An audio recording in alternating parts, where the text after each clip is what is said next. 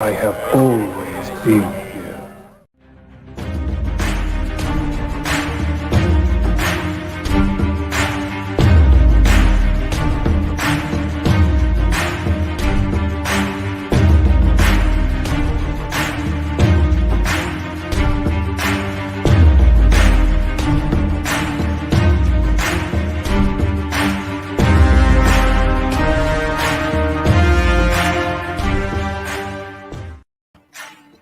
Or whisper.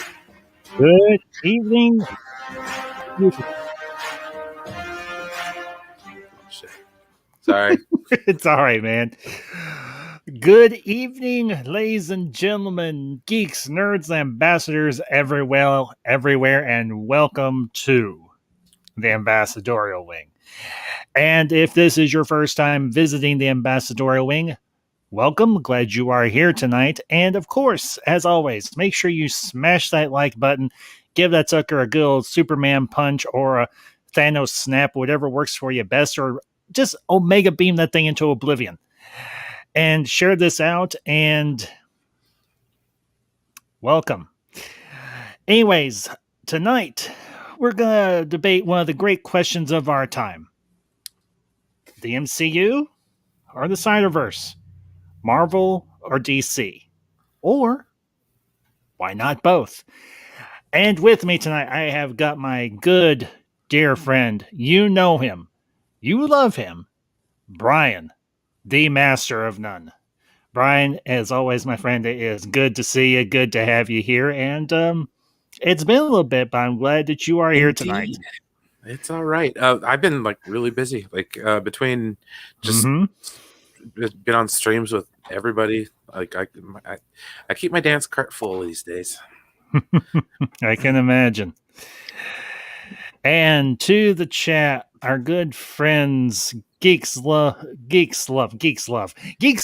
Nerdrotica, and Sir Nerdlot. Gentlemen, good evening. Thank you for tuning in tonight. And Geeks Enjoy Nerdrotica, a quick shout out from the Ambassador Wing to the waiting room.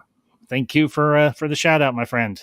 Appreciate it as always. So, but yeah, as I was saying, tonight we're gonna discuss, not so much debate, we're gonna discuss what it is about the SnyderVerse that people like myself and Brian, who are Marvel fans, love so much. And what are the great contributing factors to that whole thing, and what it is about the comic book movie that is so appealing and so attractive to geeks, nerds, ambassadors everywhere. So I've said my piece, Brian. Let's dig in. Yeah, I mean, coming out of it, I mean, we could go all the way back to the beginning. We kind of talked about this a little bit before, but some of my first movies growing up as a kid was DC. So, I mean, I think a lot of us with Superman and 1 and 2 and, Batman 89 and Batman Returns came out when we were impressionable, to say the least. And then from there, we have X-Men cartoons on Saturday morning. Every day after school, Batman the Animated Series. I started watching the Superman animated series on HBO Max. I remember that I didn't actually watch that show. I might have watched a few episodes, but 96, 97 is when I, 8th grade, you know what I mean? Start kind of growing out of those sort of things, getting into sports for me personally. So a lot of that and heavy into Star Trek at the time.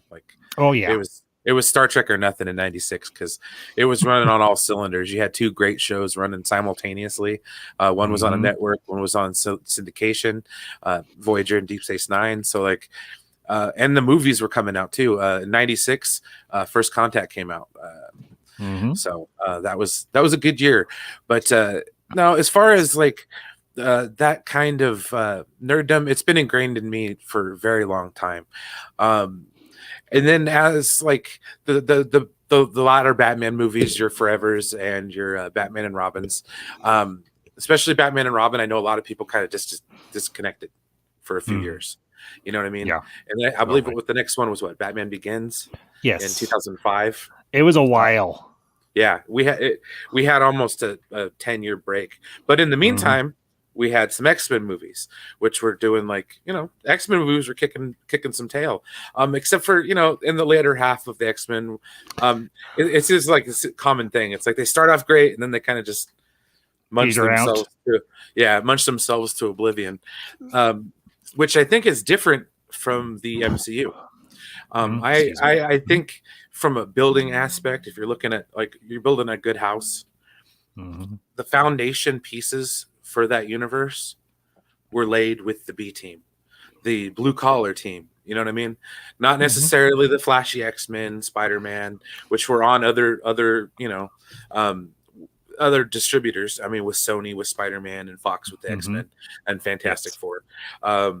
Which put out their own good movies in their own right, but there wasn't really a lot of connectivity. One of the main things that my point for defending the Marvel universe over what DC's been doing is that continuity. Yes. And I think the basis for, like I said, the base for Marvel is strong because they built it with Iron Man. They built it with the Incredible Hulk, with the help of Universal.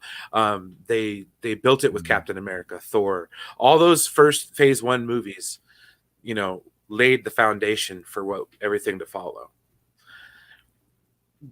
Yes, it got formulaic after a while because, of course, things change over time, sensibilities and stuff like that. And I think once the money got flowing, they were just like, oh, crank them out. I mean, there was even a time where we were like, we're going to get superhero fatigue. They're just putting like 2-3 movies out a year. Whew. Yeah. You know what I mean? But it reached its crescendo a couple years ago with the MCU. But quietly, we have the DCU with Snyder and Man of Steel, BVS, and then, what came out to be the Justice League in 2017, Suicide Squad. I started falling off around Suicide Squad. I personally, I'm not a fan. I just think they put too many pop songs in at the wrong time, and it kind of just takes you out of the movie too much. Yeah, and then they had Wonder Woman, which was like, I mean, if you could find somebody that doesn't like the first Wonder Woman movie, they don't have a soul. Indeed. But that's basically the foundation for what basically we're going to discuss tonight. And I think you got to start from the beginning. Like what movies you saw when you were younger, which ones influenced you growing up. So. Well, for me, as I mentioned before we got started, the first superhero movie I remember seeing, it wasn't even an original release, was Batman 89 in 95 or 96, somewhere along in there, where I think just before Batman Forever came out. Okay. And I didn't get a chance to ever see it on the big screen, and I wish I had. I know they did I saw Batman Returns in the theaters. I never really particularly cared for Batman Returns. I'm not saying I hate it or anything. I think two of my favorite parts, obviously, is Christopher Walken, because, well, it's Christopher Walken, and then of course Michelle Pfeiffer. Yeah. Just saying. 2 pluses in my book as well.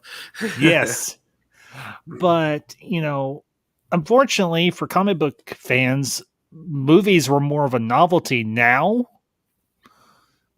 it's a regularity. It's normal.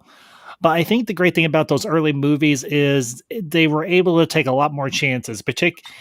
Now I did see Superman the movie and Superman 2, and I very much enjoyed those. I did. I loved those first 2 Christopher Reeves movies. But after that, I didn't really watch any of the others until Superman Returns came out. And it was okay. And I think it wasn't the greatest thing ever, but it was all right. I didn't hate it. I didn't walk out going, I just wasted 2 hours of my life. Or I forget however long that movie was. I'm not going to lie. I'm a huge mark for the John Williams Superman score. So it's like, you could put that in any movie, and I'm just like, yes, please. Yeah, John Williams' score is absolutely positively iconic. Absolutely. And just quick shout to the chat. Big Day, John Bamford and Neon Sci-Fi guys. Good to see you. And Tim Possible also, if I didn't catch you before, good to see you as well. So, but yeah, honestly, for me, the foundations for my love with superheroes very much goes back to comic books, which I think is obvious for just about anybody. I mean, comic books is the medium by which superhero stories were told. It wasn't so much cartoon or comic strips or anything like that in newspapers. But growing up, I mean, there were only a rare few superhero comics that I read on a regularity. The ones I did read was the Fantastic Four, the entire X-Men universe, which, going into the 80s and 90s was massive. Absolutely. The titles that were underneath the X-Men banner, there was a lot of them. I liked Iron Man. I liked Thor, stuff like that. I really like Silver Surfer. I'm waiting for them to do someday a solo Silver Surfer movie with a faithful, and I want to emphasize this, a faithful adaptation of the character of Galactus, because I'm sorry, Galactus was not a giant cloud. True. Looking at you, Fantastic Four, Rise of Silver Surfer. I like the voice. Lawrence Fishburne did a good job voicing. Oh yeah, don't get me wrong. I love Lawrence Fishburne's voice, or doing the voice work for Silver Surfer was awesome. It was perfect. But Galactus was not a giant cloud. True. Well, I think one of the positives of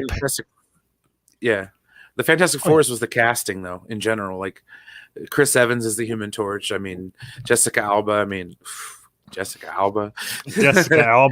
When she was at her most Jessica Albus. Most Jessica Albaness was Dark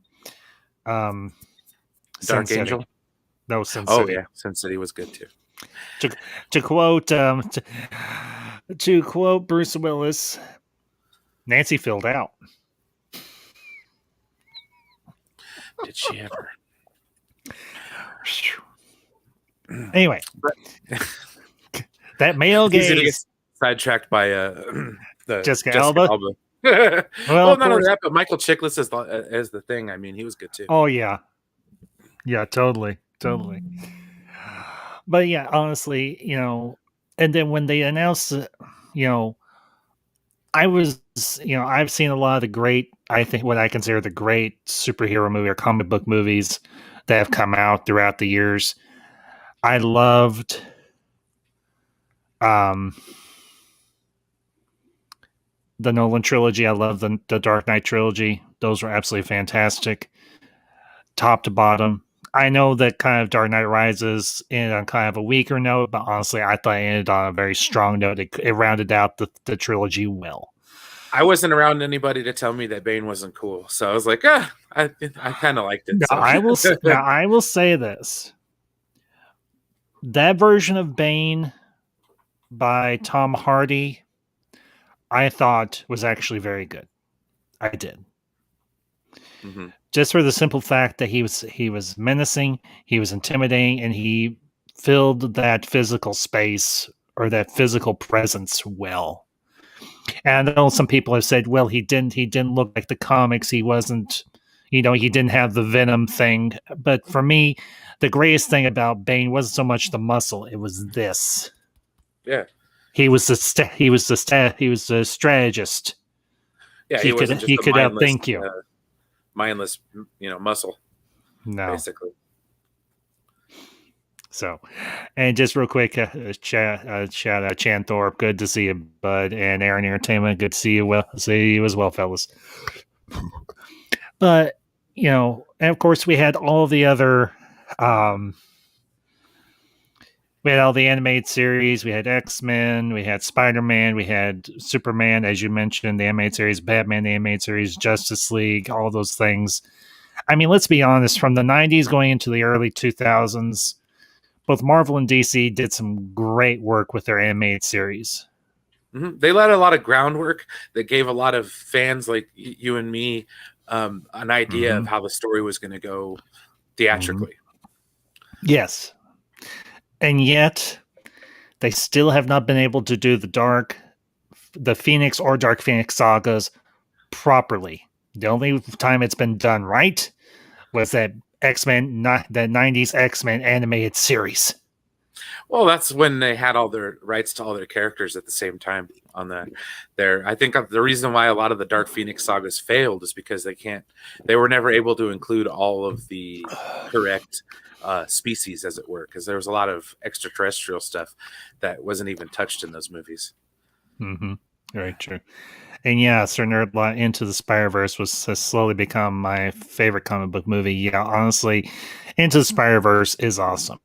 Mm-hmm. But to kind of zero in on the topic of the night, why is it that we as Marvel fans resonate or attracted to the DCEU or the SnyderVerse or whatever acronym you want to put to it?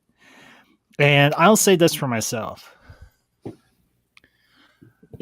It's because the stories that are being told in the cinematic format or the television format are so compelling. Because in a lot of ways, both Marvel and DC, and this is something that a lot of people have hit upon, and this is something I very strongly agree with. These are our modern myths. These are not to be too punny here, but they are our new gods, in a manner of speaking. Mm-hmm. They are our new myths. This is our Iliad. This is our Odyssey. This is our Homeric poems, and so on. This is how we understand the world around us. But I think the other thing is there is something that is very captivating about these characters that are brought to life on film. And both Marvel and DC have been able to, key into that whole dynamic. Because while we see these characters as these people that have these extraordinary abilities and go on these extraordinary adventures, there's still a human element to them. Yeah. No, it's very true, especially with the Marvel, the MCU coming out. I mean, most of the heroes, I mean, they either had some kind of accident happen to them, or some set of circumstances which led to them becoming a superhero. But at the end, they're human stories. I think the reason why I've been attracted to the DC side of things, especially with regards to what Zack Snyder's done. It feels like there's more mythos to it. Like, there's more like mystical stories. That's kind of why I like. I don't know. That's kind of why I like the Snyder Cut so much, because they gave all those stories that you needed to hear for as far as backstory. Plus, you kind of have like this whole overarching thing about what are these boxes and what can they do. So I mean that I like that part, and those are also my favorite parts of like the MCU. Like, I really, really like the Thor movies because they deal with magic, mystical stuff, as well as Doctor Strange. I mean, that movie was great. I'm a huge fan of WandaVision. Same thing, like where anything that has to do with like mysticism and not necessarily cosmic kind of things, not necessarily extraterrestrial in a sense, but like I just like that whole aspect of it, and I think both of those universes handle it pretty well. I mean, while I think studio mismanagement has hurt things on the DC side of things, especially over the last few years, there's not a lot of hype for their content coming out. I mean, except for what we may or may not get in regards to continuing the story of SnyderVerse. So like, I really like those deep stories. Yeah.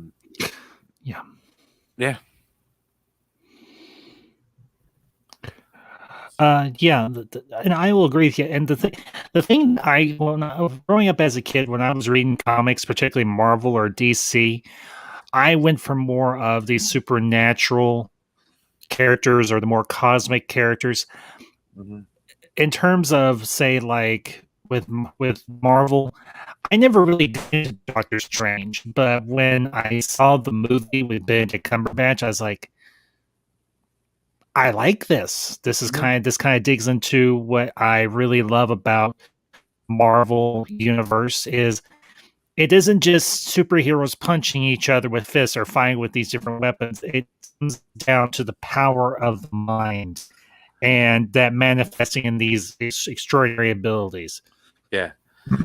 Well, I mean, that's kind of why, like with Falcon and the Winter Soldier, I'm not as excited as I was for WandaVision because I feel like the Captain America side of things has been told. You know what I mean? He's got a great story and all that kind of stuff, but it's just, you know, like you said, it's just punch him up, you know, beat the bad guy kind of superhero, you know, and that's fine, but you know, it gets a little tired after a while. So it's like I want to see how they expand the universe, as it were. Yeah, I would honestly agree. The other aspect of the MCU and also the DC universe that I really liked was when they were dealing with these cosmic beings or these existential threats that really stretched the heroes and sometimes even the villains to their very limit.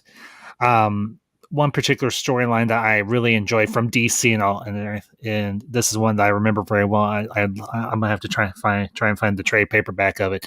Was something called the War of the Gods, and essentially what they did was they mixed in, I think it was like the Greek pantheon of gods into the DC universe, and they had it was almost like a comic book adaptation of the Iliad or the Trojan War, just minus the Odyssey. Yeah. But they had the DC's heroes aligning with these different gods and so on.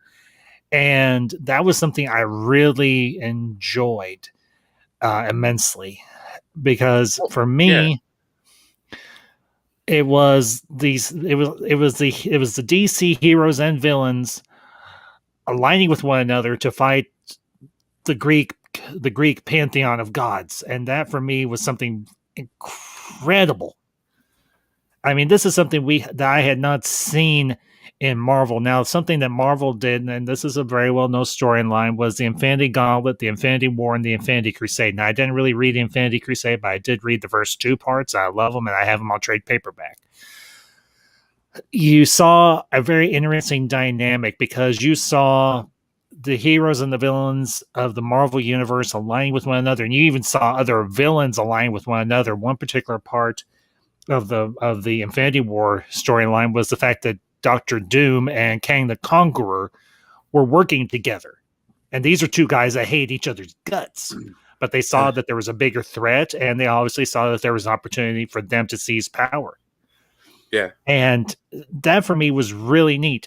You saw Doctor Strange and Silver Surfer working with Galactus. Now, obviously, Silver Surfer had been a herald of Galactus once upon a time. He was actually his very first herald, or the first herald that we know of. And when you throw everything that's great about Marvel into one big pot, you come up with a story like Infinity War and the Infinity Gauntlet. And you're mixing in the heroes, you're mixing in cosmic beings, you're mixing in mysticism, you're mixing in an overarching threat. That, for me, is a great story. Well, that's why Endgame was so good, because it was a culmination of all those pieces coming together and making, well, that Endgame, Infinity War and Endgame, just coming together and making that great, rich based story. It's kind of part and part why I'm afraid of what DC is going to do going forward. Well, with the lack of a good solid foundation, I think also denying the Snyder Cut being part of canon kind of hurts their cause a little bit. Yeah. I think we've gotten accustomed to that longer story, you know, having movies and sequels, and you know what I mean. The day of the reboot's kind of over. Yeah, I would agree. Now, you know, and believe me, I understand what you're saying when it comes to the DC universe trying to go multidimensional or multiversal. For them, and you've made this comment before, and I agree with you, it hasn't been earned. Yeah. They have not set up the dynamic of there being a multiverse. Now, Yeah. yes, it's been referenced, but we've never seen it really in action. Whereas with the MCU, specifically the Infinity Saga as it's come to be known now, the whole concept or dynamic of a multiverse, not only has it been referenced, but we have seen it. Yeah. It has been in action. Yeah. So, I mean, yeah, go ahead, Brian. definitely. The stories, and I agree. Multiverse is great. Like I've said it the other night. Like, who doesn't like the Star Trek goatee universe? You know what I mean? The Mirrorverse. Yeah, exactly. Yeah, of course. Well, not only that, but like Terran Empire and all that other kind of stuff. So it's like there's a lot of rich alternative universe stories. And if you let go the JJ Kelvin universe, I mean, it has its own place too. Unfortunately. But like those, I'm okay with alternate universes, but you have to have Earth 1 before you can go to Earth 2, 3, 4, 5, Yes. however many you want to go through. And I think 3, 4, 5 movies that are slightly connected in somewhat of continuity, 3 of them heavily, it's just not enough to satiate what's going on. I wish them luck going forward. I hope that the Flash movie kind of steers everybody into that direction. The thing is, we're just gonna have to wait and see what they do. That's the big thing. We're gonna have to see what they do. And you know, the big issue is this. Both DC and Marvel, going back into their comic book roots, they have built the structure for a multiverse story, and they've done it many times over. I mean, you look at Marvel just alone, they have done a lot with the multiverse concept. DC, in terms of their comics, they have done a lot of work with that as well. In a lot of ways, they parallel in that. But with Marvel, they have really taken the multiverse and exercised those muscles extensively with a lot of the multiverse stories that they have told. I remember a big one, and this might be one you remember as well, Brian, was the Age of Apocalypse, when they had the storyline where Apocalypse had taken over North America. And you had the rest of the world that was just holding its breath, waiting for him to make his next move. And then you had all of those storylines, all of those titles that were underneath the Age of Apocalypse banner.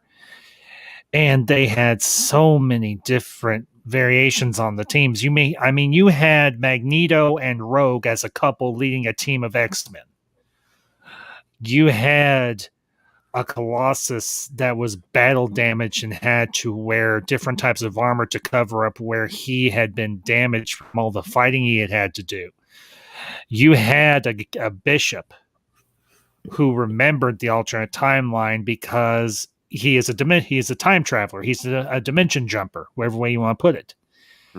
And the Age of Apocalypse just creates such a wealth of great stories. And to the best of my knowledge, except for maybe Crisis on Infinite Earths or whatever, DC, they've done the multiverse, but they haven't done as much with it as Marvel has. And I can understand everybody's reservations about DC trying to go multiversal. Yeah. So we're just going to have to wait and see. Very true. I mean, but see, I think when we're talking about the movies, we're talking about the medium of film, and a lot of the time when you're trying to do that, you want to rope in as many people as you can. And I think a lot of people, I mean, growing up a Star Trek fan, not a lot of people are into science fiction. And multiverse, multidimensional, that just sounds like science fiction to a lot of people. Hang on one second. No, you're fine, bud. I understand. Well, and till Brian gets back, I'll just kind of regale you all with a few things. The thing for me about why is it about the DC universe that attracted me so, besides the points I've already brought up. Excuse me. For me, it wasn't an either or; it was a both and type of scenario. Because I wasn't just a Marvel fan. The main reason I collected so many Marvel comics and I read so many Marvel comics, and I've mentioned this previously, is simply because Marvel had the licensing to some of my favorite franchises as a kid, two of those being G.I. Joe and Transformers. So I grew up reading Marvel comics because Marvel comics had those titles, they had those licenses. And it was just later on, as I got older, that I got into the superhero comics and all that. And looking at the storylines in the Fantastic Four story and the Fantastic Four series, I absolutely loved. Looking at the X-Men series, and I read practically every X-Men title that there was. I read X-Men proper, Uncanny X-Men, Wolverine, X-Factor, X-Force. If it had an X on it, as long as it wasn't X-rated, I read it. I collected it. So, but yeah, honestly, but the thing was, Marvel was giving me my comics, DC was giving me my movies. True. So that's where the kind of the split took place. And then, of course, the 90s came along, and you had both Marvel and DC putting out really good animated series that I really enjoyed. So, and I'll pop, and George, I think this is your first time to the channel, so welcome. Thank you for being here tonight. I'll pop George's comment up here. I love Marvel and DC. I enjoy. Excuse me, guys. Drank too much soda too quick. I got gas. Please forgive me. I enjoy both the MCU and DCU. There are MCU, DCU movies I am super excited for, and some movies I'm not so excited for. Hopefully, these movies surprise me. Yeah, George, I think that's true for a lot of us. I mean, we've gotten teasers, we've gotten trailers, we've gotten this and that and the other about these projects that are going to be coming up with Suicide Squad, with Black Adam, with the Matt Reeves Batman, and so on. And I'll say this: I'm looking forward to Robert Pattinson as the new Batman, and I'm willing, as I think a lot of people are, to give him a chance. So, and I'll pop Sir Nerdlight's comment up here. Wolverine was my jam in the 90s. Later, I fell in love with Spawn and a lot of other Image comics. Yeah, Sir Nerdlight, the 90s saw a real big surge in like independent titles or independent comic book companies. One in particular that I loved was Dark Horse Comics, because they did a lot of series, particularly Star Wars, that I really loved. And I'll pop Aaron's comment up here. Spawn was awesome, but the movie was trash. I liked the movie. It wasn't the now. I will say I wasn't super familiar with the character of Spawn, so I can understand where someone like me, a normie in terms of Spawn and his lore, could see it as okay, whereas someone who is super familiar with Spawn could have been disappointed. Now, I will tell you all, I have watched the better part of this first season of the animated Spawn series on HBO Max, and I liked it. I did. I absolutely loved it. Yeah, that was a really interesting series. It was. Actually, I think I finished the first series. I just never got through the second part. I haven't gotten through the second all the way through the second series yet. But it was so gritty and so edgy, and Todd McFarlane. Well, let's be honest, guys and gals. If there are any ladies that are watching this or will watch it later, Todd McFarlane is a geek god right up there with Zack Snyder.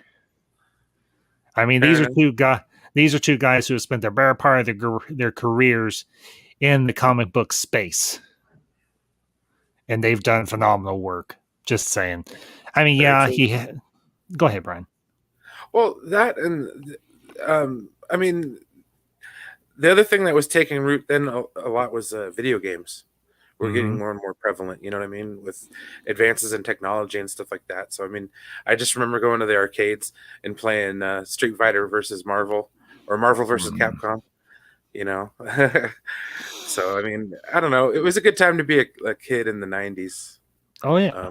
For this kind of content. So like, I don't know. With regards to Spawn, I always thought that was like really scary, but the action figures were cool.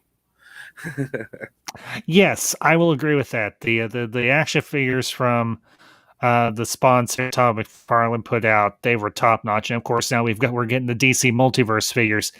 And Mama Ambassador had to take the Mother Ambassador to the store this past week, or earlier this week, rather. No, it was last Saturday. Strike that. And she found me she's like, we're here at Target. I was like, okay. She's like, I found you a figure. I'm like, okay. And she actually found me a Batman from the Arkham game series. Oh, heck yeah. And I was like, holy cow. She's like, do you want it? I was like, I'm not going to say I don't want it. I was like, if we can afford it and you want to get it, okay, cool. Yeah. She got it. But yeah, no, I agree with Benson's right here. That's oh yeah, I'll bring up his comment. And just real quick, Benson's, good to see you, bud. Marvel's advantage is that they attracted non-comic book readers to their films. This is how they bank $1 billion on virtually every release. By making Disney Plus shows canon, it strengthens them. Yeah, Benson's, yep. I would wholeheartedly. Dang it, chat's popping. What did I do? It's okay. Yeah, I like all the DC and Marvel movies, but in-game's time travel logic still bothers me. If the past can't be changed, then what's the point of taking back the suns? Yeah.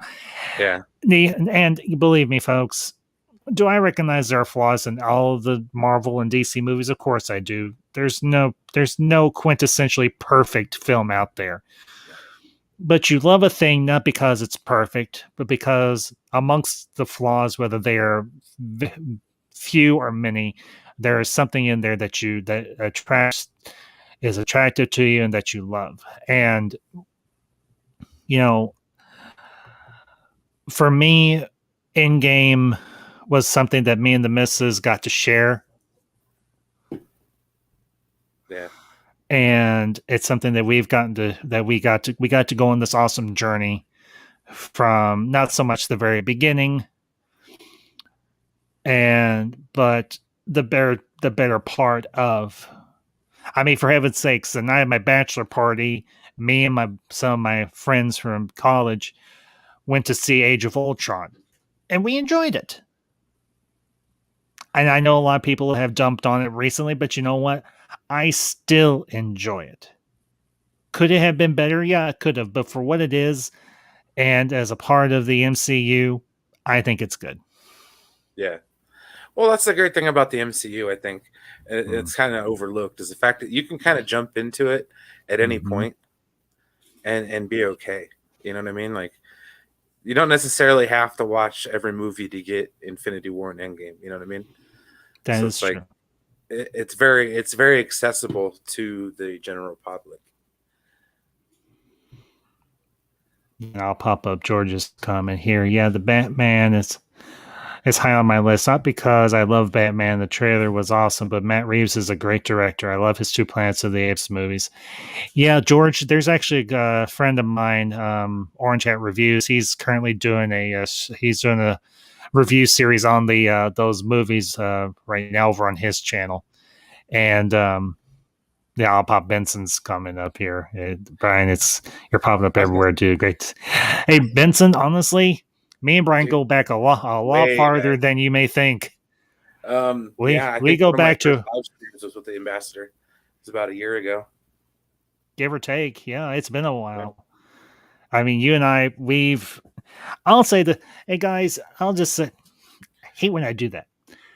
I'll say this about Brian. When we first met, it was under the banner of a now defunct movement. Ever since then, me and Brian, there has never been a point where we haven't kept in touch with one another. No, and Brian, please don't take this as me trying to gush on you or anything. I'm just being genuine here. I'm being honest. This is a guy, we may live several thousand miles apart from one another, but this is a guy I know has my back and I have his. This is a guy I immensely respect, and I know the same is true for him. And if you have not subscribed to Brian's channel, I have put the link down in the description of this stream. So whether you're here live now or you catch us on the replay, go give this guy some support, because he deserves it, and because he's worth your time, and because he's by no means fake. He's so by means ego-driven, and he is every inch an ambassador. Oh man, thanks, dude. Yeah, no.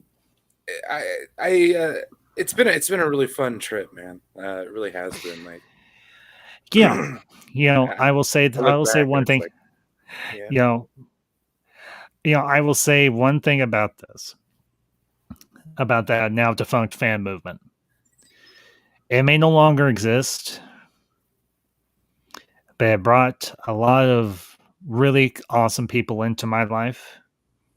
Amen. And Brian, you're one of those people. I am very blessed, and I'm very happy to call you a friend. I'm very proud to call you a fellow ambassador. So, anyway, I'm holding my nephew who's sleeping, but I'm like nodding along. I'm like, yeah, man. Now this is an uncle. This is a good uncle here. Not only is he doing a live stream with me, but he's also taking care of his two nephews. This is a good guy. Go subscribe. Go hit that subscribe button. Go watch his videos and go show this guy some freaking love. I mean it. And I'll pop Benson's comment up here. I felt for Brian yesterday on the Enosh's channel. He was trying to be logical, and he felt was not being listened to. Love Enosh, but don't agree. Brian was right in his comments. Yeah, Benson's, I can kind of understand where you're coming from on that point, man. Well, and just and a little bit of explaining on that one. I've just been around when certain fandoms fall apart or turn in different directions, and I just hope that the Snyder Cut fandom does not go down that direction as well. We got a real positive thing going, but yes, a lot can change by a few words from some higher ups. You know what I mean? So yes. It's like, I just urge everyone not to get there. I mean, I hope and pray for the Snyder Cut, but or to continue to restore the SnyderVerse, but to the just curb those expectations. So if it doesn't happen, we don't rage out. You know what I mean? Yeah. Because if we rage out, we turn into the menace, and we don't need that to happen. No. So, and that's I know there's an age difference between you and me, Brian, a fairly significant one. Yeah. But the awesome thing is about platforms online like YouTube and like Twitter and so on. And I know some people are going to say just everything online is just dreadful. The online platform is what you make it. And if you want to use it to connect with people that have a positive outlook and have similar interests and ideas, and who want to share their passion and share their love of this thing called pop culture, in particular, this talking about tonight, Marvel and DC, two of the oldest fandoms or geekdoms known. I mean, these things are older than Star Wars. These things are older than Star Trek. They're Americana. Like they truly are a part of the pulp culture landscape. They're a part of the American identity and so on. And I honestly, going back to my childhood, every Sunday or every time we had to go to church for something. After church or after we were done at church, we would stop by the local newsstand and we get the Sunday paper. My mom and my grandmother would, or when my father was still alive, we would all go to the local newsstand, get the Sunday paper, get some magazines or a new book or whatever, and I would head for the spinner. I would head for that comic book spinner. And I'd pick, and the rule was I could always get 2 or 3 comics. And I would see if there was a new copy, if there's a new issue of Transformers, a new issue of G.I. Joe, or a new issue of any of the superheroes I read. And I would get those. And back in those days, comics were cheap. I mean, like 75 cents to $1 now aren't so cheap, unfortunately. Yeah, right. But especially when you're talking graphic novels, shit. that too. That'll get you. Yeah. But that's the awesome thing about platforms like this is we get to share our past. We get to share our history, our own personal history about these things that have been a part of our lives. And I can remember sitting in the back seat of my mother's car, and when we were on the way home from church or whatever, and I would sit there and just read those comics. I would have a stash in the back seat of the car in a nice little box or whatever, and just be sitting there reading them. And sometimes I would switch them out every once in a while. Sometimes it was just all Marvel. Sometimes it'd be all DC, or it'd be a mixture of the two. And that's the one thing I love about these 2 universes is because I can just bask in the glory of both. And that's the great thing about seeing the Marvel and DC universes be brought to the big screen. Mm-hmm. Whether it's going all the way back to the 1970s with Christopher Reeve, or it's up to now, or even just a few years previously with Christopher Nolan's Dark Knight trilogy. It's like sitting really there. Starting to take over the mythos again. I mean, it's getting heavily ingrained. Yeah. Well, superheroes give us whether it's Marvel or DC, superheroes give us an opportunity to escape the humdrum every day of our lives and go somewhere that's awesome and just escape and see these epic stories about heroes and villains, about gods and titans, slugging it out or living their lives. And that, for me, is incredible. Yeah. To see comics evolve from the printed page to celluloid to digital print now, to me, if I could go back in time and tell my younger self, hey, guess what? In 30 or 40 years, you're going to be able to go to a movie theater and see all the years that you see now on the big screen. I would look at my older self and say, you got to be kidding. Right? I mean, it's like going to the buffet, you can try a little of this, try a little of that, and you'll get full at the end of the day. Mm-hmm. No, I firmly like both. I mean, am I disappointed in the way that DC Warner Brothers are handling things? Absolutely. You know what I mean? Am I going to use it as an excuse to rage? Thought about it. But we always got to pull that kind of stuff back, at the end of the day. But like, I think as far as like, I'm almost wondering if the medium or the genre is going to kind of go away sometime soon. Like, I mean, well, will we be attracted to other things in a cinema besides comic book movies? You know what I mean? Like, will we see a resurgence of another genre? I mean, like, for example, like back in the day, it was Westerns. You know what I mean? you had a lot of westerns, and then you had your like action schlocky kind of movies from like the 70s and 80s and stuff like that, more buddy cop films, and where you don't really necessarily, they have them, but they're mostly played for jokes now. You know what I mean? Not necessarily like long gone are the days of Tango and Cash, but so I mean, I think genres come and go, and I'm wondering if as a genre, the superheroes may be on the wane, as it were. Not necessarily going out, but and it's a big mountain to come down from. So sorry. No, you're fine, Brian. You're good. You're totally good. The thing I would say is, I think eventually the superhero bubble, it may not necessarily pop, but people are going to eventually ask for something different. Yeah. Because even, let's be honest here, even as good as Snyder has made the Justice League movie, and he made it incredible. Well, that, and I think He the did. other thing is theater, the movie watching game is going to change, because theaters are going to be gone in years, and I think COVID sped it up. Yeah, I'll bring up Aaron Entertainment's comment here. 30 to 40 years from now, I am convinced we will not be seeing theaters. I think that's be in like theaters 10 seeing movies. 10 to 15.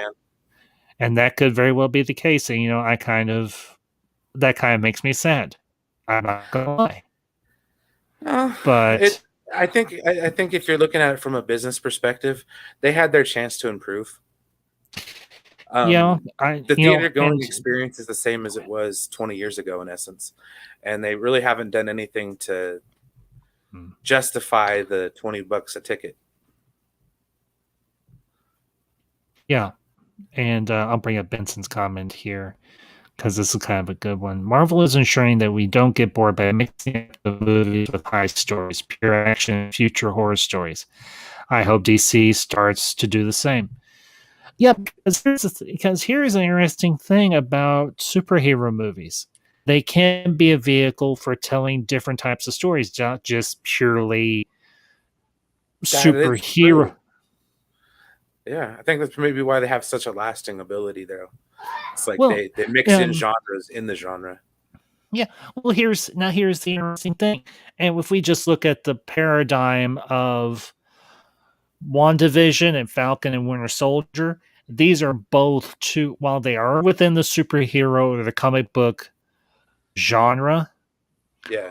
One is more of a personal type of mystical type of story. And I haven't honestly watched Falcon and Winter Soldier yet. I get the impression it's very more like espionage and action adventure type of story instead. Yeah, basically. So to sum it up.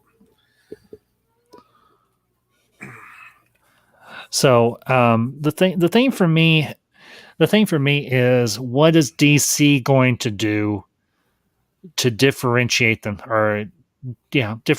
themselves from Marvel? Now, is it going? Huh? Oh, confuse people. I said confuse people.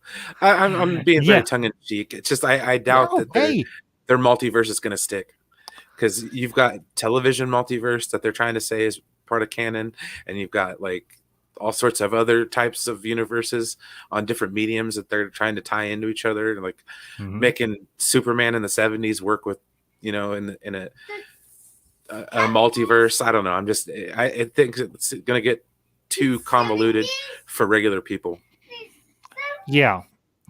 And that's part of the problem with the whole multiverse.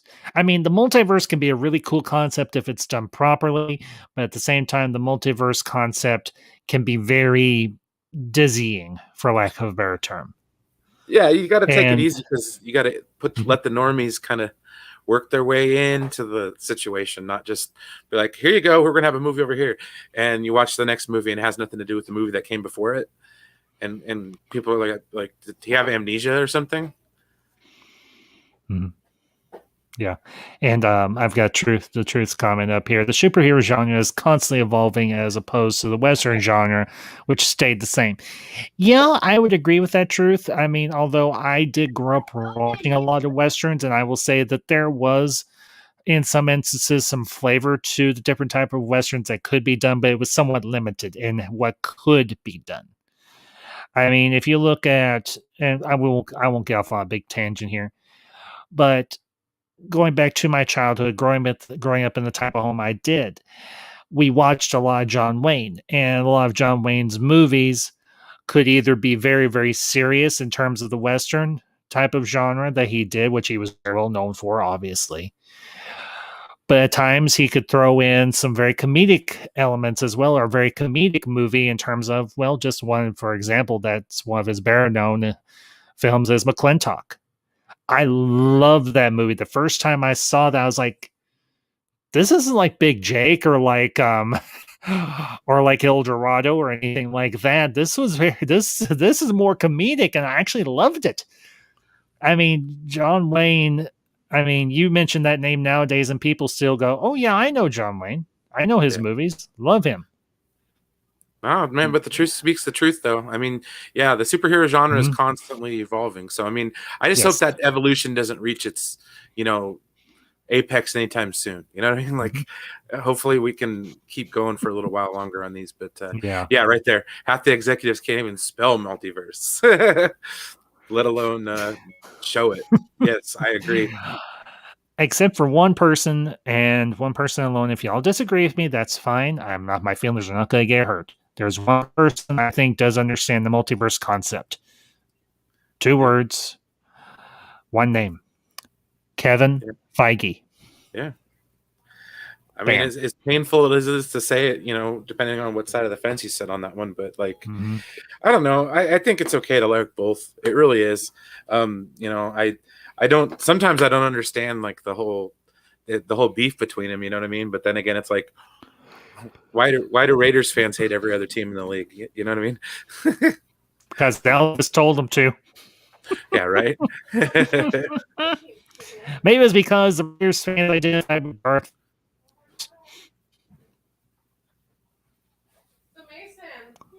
So, yeah. But honestly,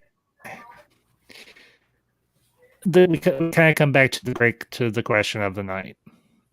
Why do Marvel fans love DC? It's very simple, and it is a very simple concept. Because it's all comic books, and all comic books are awesome ever. Yes. 100.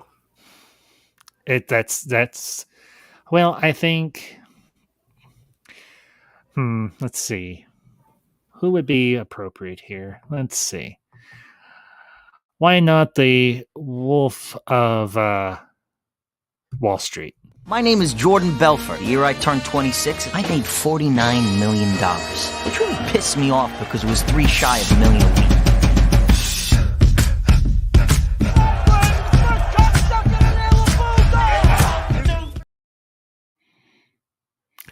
And all that money that he was holding there, that's Marvel going, we got all the money. DC, come after us.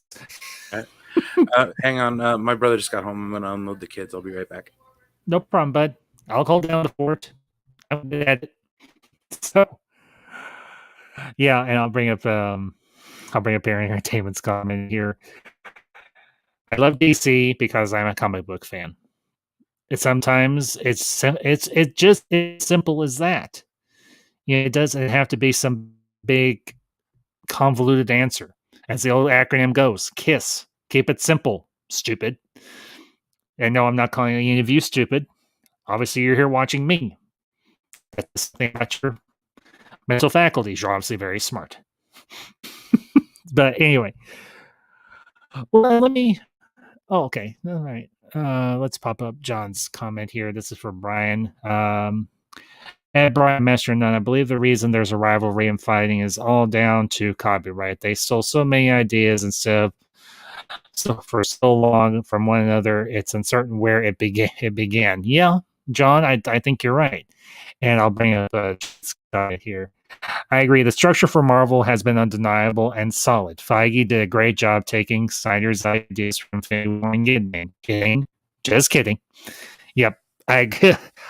Well, the thing is truth, and this is something that comic book fans and people who have done history on the comic book universe or genre have talked about since forever. Marvel borrowed from DC, DC borrowed from Marvel. I mean, let's be honest here. Jack Kirby started at Marvel when it wasn't even known as Marvel, went over to DC when it wasn't even known as DC. And if we just look at the parallels, Marvel's got Namor, DC's got Aquaman.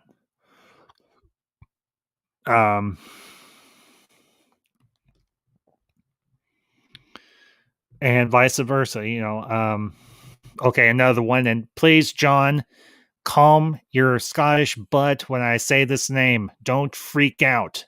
I'm looking at you, John.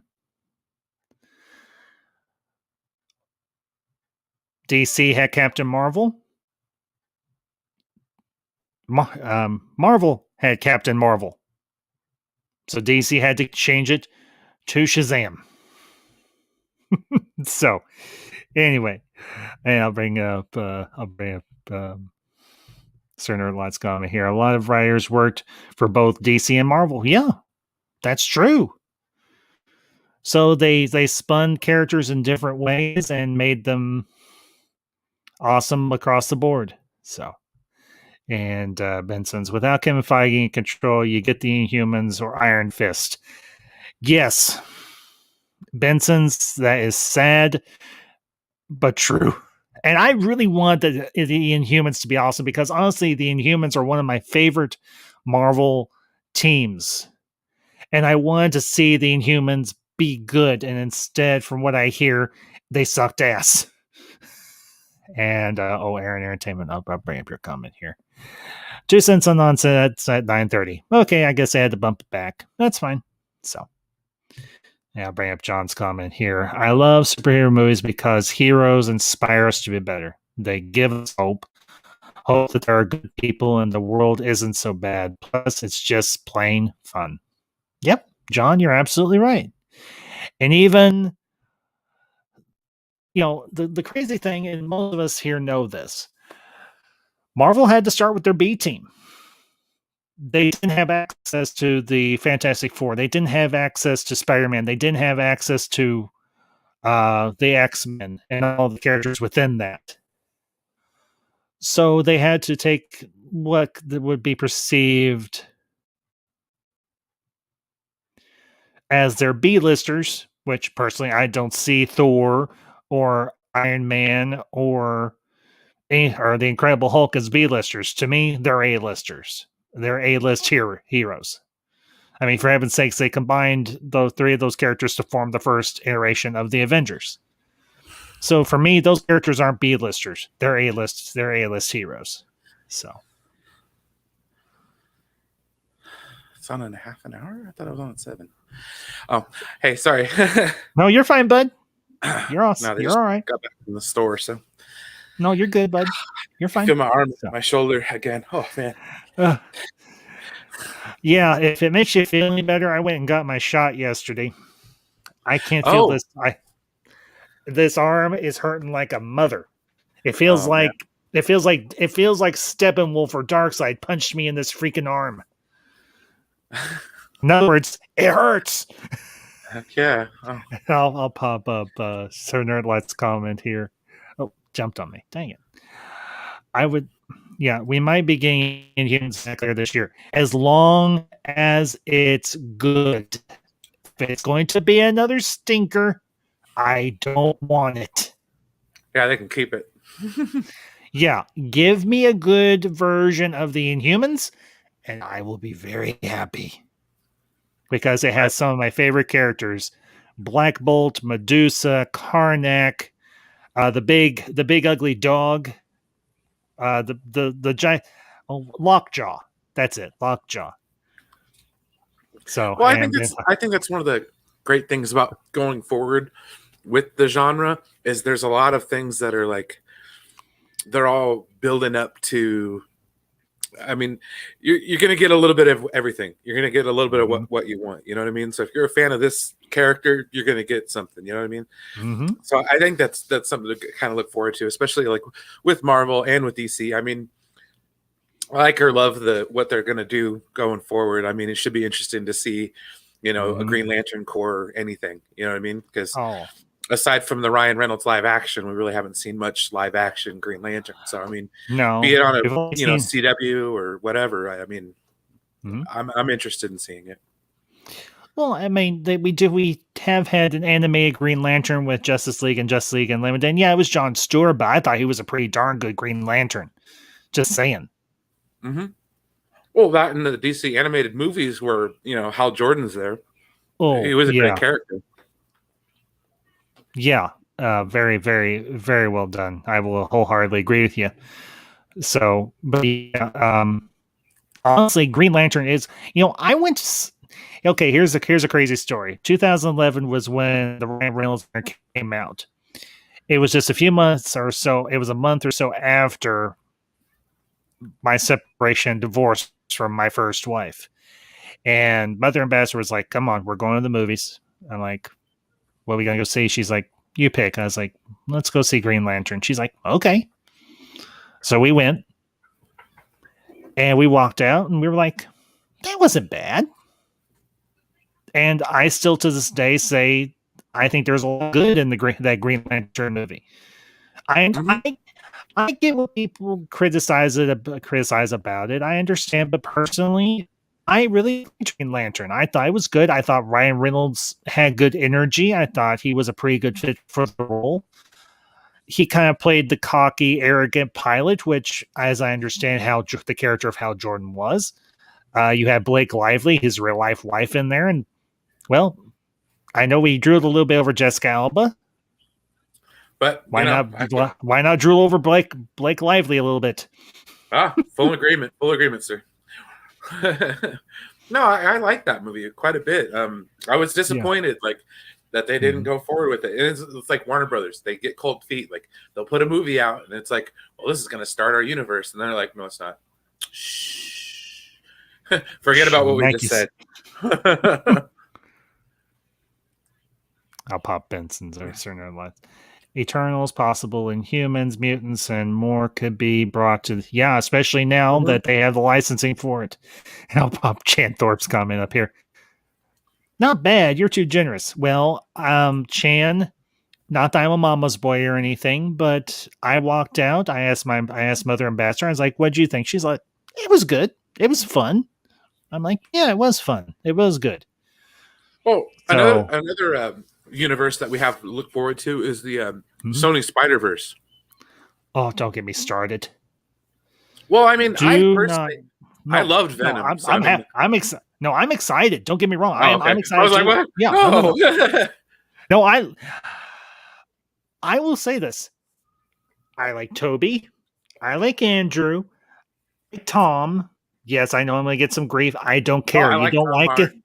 No, I got your back. And no, come at us. And I liked SnyderVerse. And I liked that one too. And I'm looking forward to SnyderVerse 2. And I'm looking forward to No Way Home. Oh yeah. Well, No Way Home. I mean, you're gonna have like the Sinister Six, Morbius.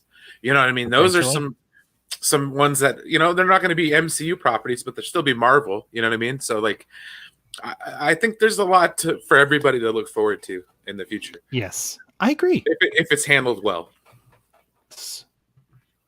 Especially if it's handled well. Well, and you know, honestly, for me, one of the big things is I want good stories. Tell me a good story that I can engage with, and I will be very pleased. That's all I want. Well, that's why I really love Zack Snyder's Justice League, because it tells a story. I mean, when's the last time you sat down and watched a movie and we're like, wow. I feel like a whole story got told. Nothing got rushed. You know, everything seemed to fit just right. You know, so it's like, okay, I can do it. And I'll bring up Aaron's comment here. Venom 2. Honestly, didn't get a chance to see the first Venom. I really wanted to. Oh, dude, you're in for a treat. You got to watch it. Is it good? If you're really like with the Peter Parker, dynamic with Venom, I'm Eddie Brock, then yeah, I mean, you might be a little disappointed, but like that movie was great. Well, I'm not so much looking for the whole connection between Peter Parker and all that. I just want a good movie. And if it's a good movie and I hear enough people say, hey, this is a good movie, I'll give it a shot. I mean, it's kind of like with Batman versus Superman Ultimate Edition. I didn't go see Batman versus Superman when it came out originally. It just didn't. The biggest, and I've mentioned this before, the biggest turnoff for me was Jesse Eisenberg as Lex Luthor. I did a whole freaking video about why I like Jesse Eisenberg as Lex Luthor and some theories about his role in that movie and some things that happened. I liked Jesse Eisenberg. I was sold on Jesse Eisenberg as Lex Luthor. Oh, yeah, absolutely. A hardcore Marvel fan. So, yeah, I'll definitely give Venom a chance. Absolutely. I'll pop Benson's question up here. Come on. Well, not only that, but Tom Hardy kills it. It's Tom Hardy. Do you expect otherwise? Not since Nemesis. No, I can't. So, do you guys know Kevin Smith was offered Feige's role as DC years ago? How do you think DC will turn out under his control and his vision? Brian, thanks for defaming me the other night. And he follows up. Well, Brian, I'll let you go first. No problem, buddy. Sometimes the mods over there get a little trigger happy. That's all. I mean, and it's hard because to judge a dissenting opinion from somebody who's trolling the chat, it gets a little tough when you have a lot of people in there. So, but yeah, no, dude, you've been with us for days, man. Over there, you've been with them all. Anyway, go ahead. Yeah, but anyways, let's see. That would have been kind of cool if Kevin Smith would have gotten that role. Think where we'd be now. Like, I think that's one of the problems that I personally have with the DC universe is that it can get a little crazy because there's not one vision. And I think we all saw this problem with another franchise that we all know and love, Star Wars. Mm-hmm. I think if there was a more thought out through vision through the sequel trilogy, we wouldn't be sitting where we are today with regards to Star Wars. I mean, I agree. And I think agree. Star Wars also made this mistake a few years back, and since then they've kind of did a course correct, which fans seem to be okay with for the most part. I mean, yeah, you're going to have your issues with like Gina Carano, little stuff like that. I mean, in the grand scheme of things, it's not going to really hurt the content too much. And not only that, but Kathleen Kennedy's kind of taken a step back and not been so public about anything. And I think that was a smart move for her. Mm-hmm. Yeah, and I think it was strategic. Anyway. But now you have this Ann Sarnoff. It's like, oh, okay. You didn't see what happened to Kathy, did you? Don't piss off a fan group, man. You just don't do it. It might not end well for you. Exactly. Well, and the thing for me is I think the biggest problem is and we'll try and keep this focused on the whole comic book issue. Executives now have just as much of a voice as we do, thanks to social media. They have more of a voice than we do because they can actually say yay or nay, and there's 5 of them sitting in a room. You know what I mean? Sure. So it's like, well, okay. What I mean is, we can know what they're thinking and what they're saying and so on, and we can interact with them on a bigger degree more than we could in the past. So the problem is, people like you and me, Brian, we grew up in a world before all of this social media stuff, so we kind of learned how to gauge ourselves and kind of not be inauthentic or be ungenuine or disingenuous, let's put it that way. But we knew how to interact with people in a virtual space because we knew how to interact with people in a real life space, in a Yes. normal space, in a real life space, face to face. Well, it becomes far too easy with anonymity of the internet to kind of say whatever the hell you want. You know what I mean? Whether it be good, bad, or indifferent. Yeah. So, but yeah, honestly, for me, the whole online issue is kind of a double-edged sword. We get to interact with them, but unfortunately, to some degree, they can interact with not unfortunately, but they can interact with us. And sometimes they can say things that can come off as very divisive, for lack of a better term. I would say condescending. That too. Kind of, and not only that, but grouping people in that are generally positive with people who aren't. Mm-hmm. I was going to type my response, but I'll just say it really quick. As far as the Tarantino Star Trek, I was curious. I'm not that big a fan of Tarantino's movies in general. I mean, I do like them. I'm just not I'm not a huge Tarantino fan guy. I just wouldn't want to see like a pulp Star Trek. You know what I mean? Like where it's, they're sitting in a room, boom, blowing dudes' heads off and stuff. I don't know about that too much, but no, it would have been interesting to see what his take would be, and especially like what he would set it in. I'm sure it would be some kind of an alternate universe or something like that. Probably be kind of interesting if they got Shatner back in there somewhere. He just turned 90. I know. Happy birthday, Bill Shatner. You're a good dude. Did I tell you that I actually met him once? Really? Mm-hmm. Got a picture taken with him. Oh, heck yeah. How much do you hate me now?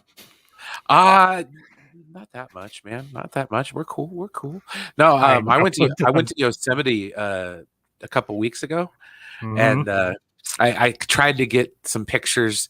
I wish they had like a rock in the parking lot, because that's how Kirk did the climbing scenes.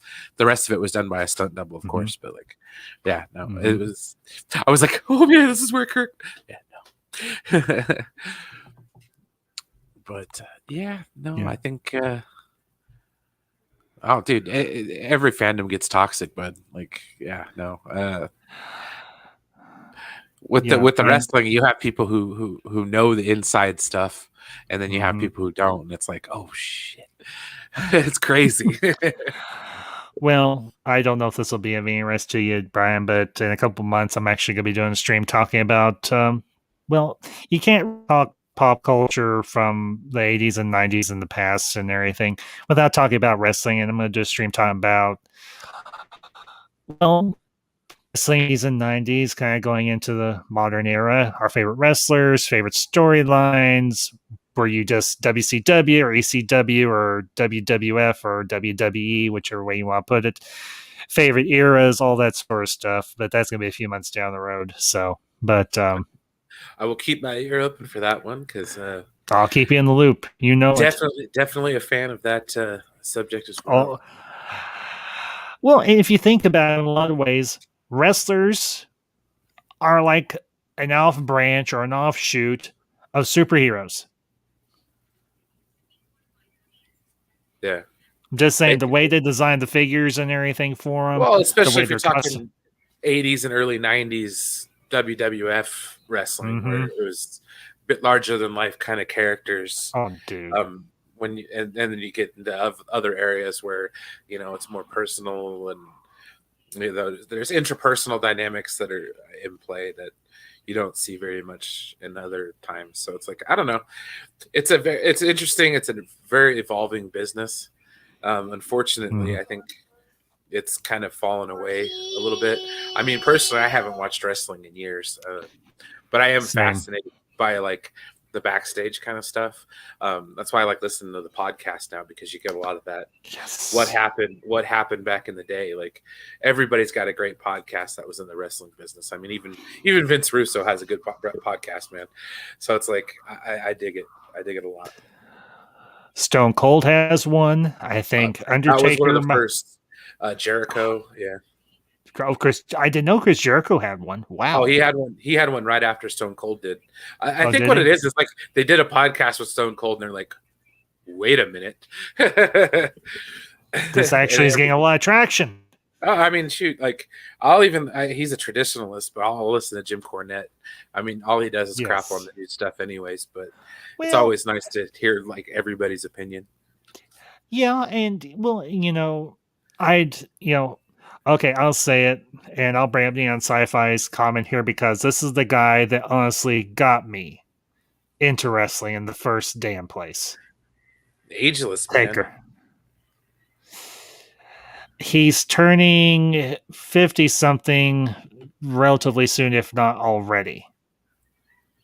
Yeah. But I will tell you, on YouTube and on Facebook video in particular, I'll have these videos of old matches or promos or whatever, or they're just in the ring jaw jacking or whatever, and I'll be like, I'll check the date. 97? Click. I'll watch it. There you go. More recent. I've had the network a few times, like the documentaries they have on there. I mean, it's just so cool. I mean, man, I didn't know much about superstar Billy Graham, but my God, man, that guy. If you watch his documentary, a lot of wrestlers, including some of the most famous ones of all time, good for him, man. He deserves it. He retired. Copied superstar Billy Graham, like Hulk Hogan copied superstar Billy Graham, like his promo style and everything. Like so, well, that and then Ric Flair too, same thing. Oh, Ric Flair had to be one of the greatest heels of all time. Seriously, Space Mountain, woo, woo. Oh yeah. And we're getting off a little bit of a tangent here. We'll probably a little bit. That's all right, though. It's just 2 cents starts in about 10 minutes. So. Oh, does it? Okay. Yeah. Well, we'll wrap up in a few minutes then. Yeah. But yeah, honestly, wrestling, I think for a lot of people was one of those great escapes, just like comic books are and comic book movies. It allows us to get away from everything that goes on in real life and just kind of have an escape. So, and I'll pop Benson's comment up here. Benson, Master Brian, it's 1:20 here, so I'm checking out. Thanks for a great show. Your inspiring knowledge and thoughts. Regards, Mark. Mark, you have a good night, and yeah, absolutely, bud. You take it easy, and we'll leave you as you exit. We'll leave you with a little superhero clip here. We'll give you a good one.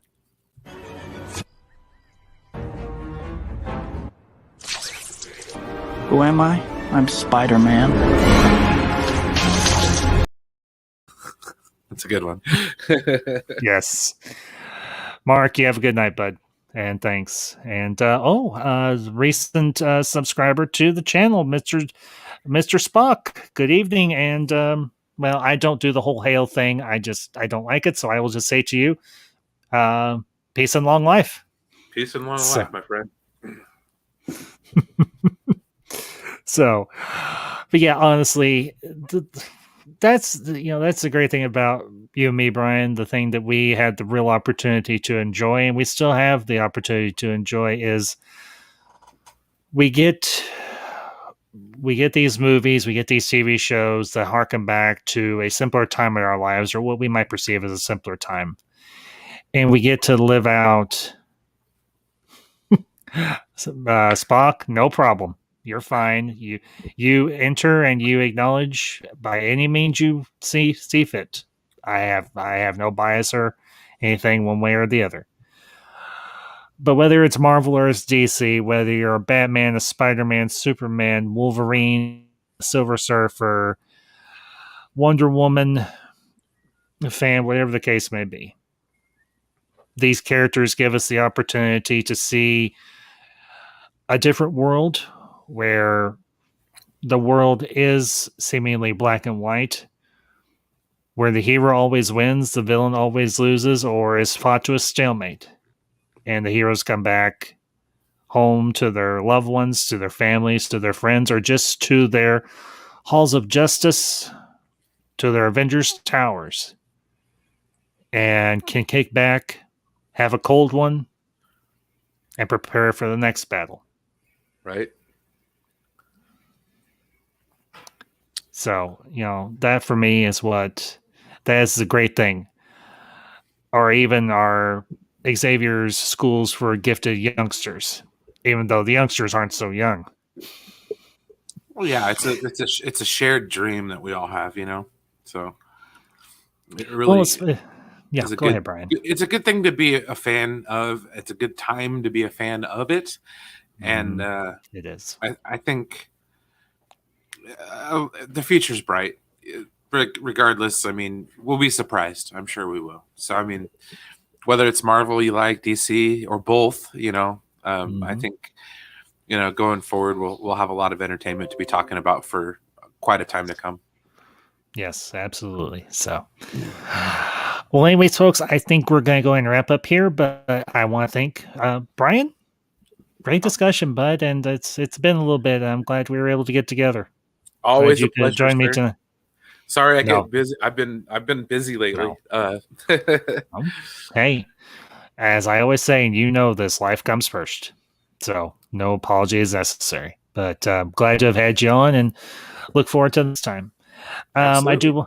As I said earlier, Brian, the link to Brian's channel is down in the description, so go over there, check out some of his content, and give him a subscribe because he is worth it.